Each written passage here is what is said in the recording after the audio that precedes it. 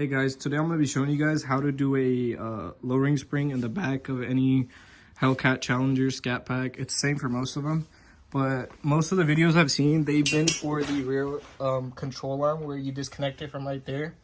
But this method I found it to be way easier.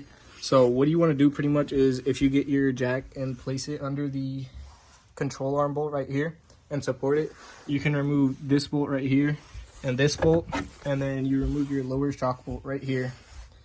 And once you get rid of these three, you can pretty much take out these bolts and lower the frame, and the spring will come out.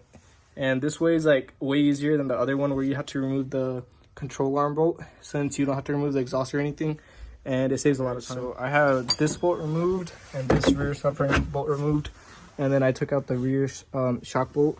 And then once you have all of these out all the way, I still have them in, but I'm going to take them out.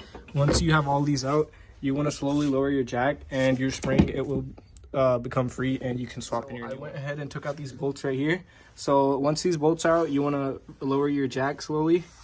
So as you can see, once you start lowering the jack, this becomes free, and you can just pull the spring out right here. I mean, you're going to have to tug on it a little bit, but you can just pull out the old spring and put in the new spring and just jack it up, put the bolts back, and you'll be good to go. See, I got the new spring in, and all you got to do now is just jack it up.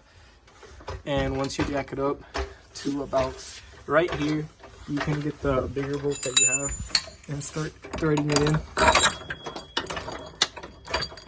And once you get this one in, you get your front one and your shock bolt, and you're all done.